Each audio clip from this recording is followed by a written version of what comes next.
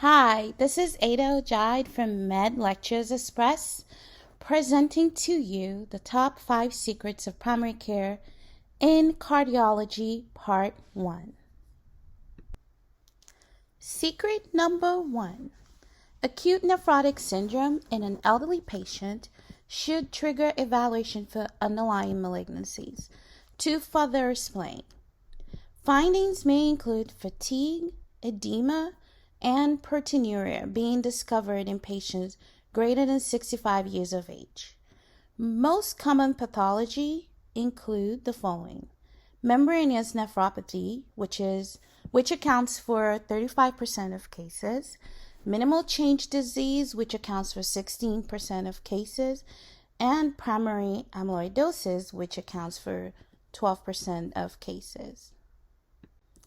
So, secret number 2.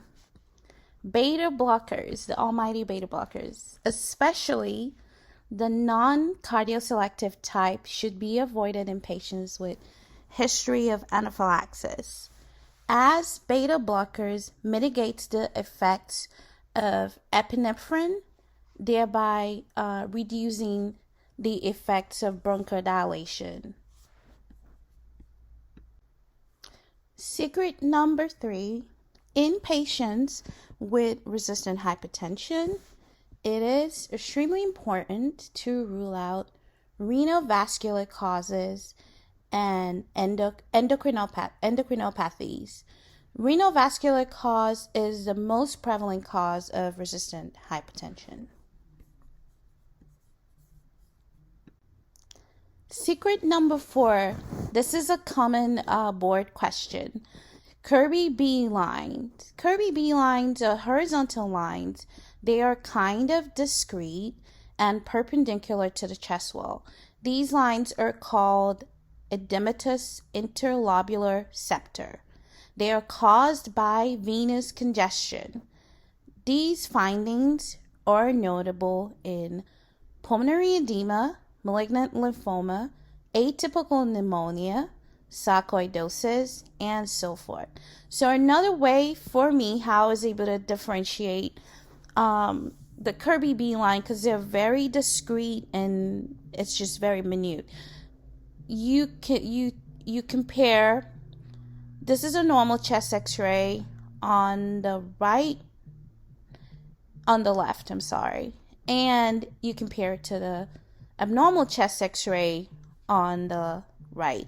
So you can see that there's prominent interstitial markings, and when you compare it to the much clearer markings, not markings, but you can see that this is a normal chest X-ray. It's devoid of markings.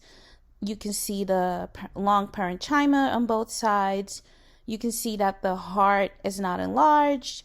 There are some vascular markings, but they're not very prominent. While on the right, you have a lot of, you have cardiomegaly, you have prominent interstitial markings, and then you have the Kirby B line. Secret number 5.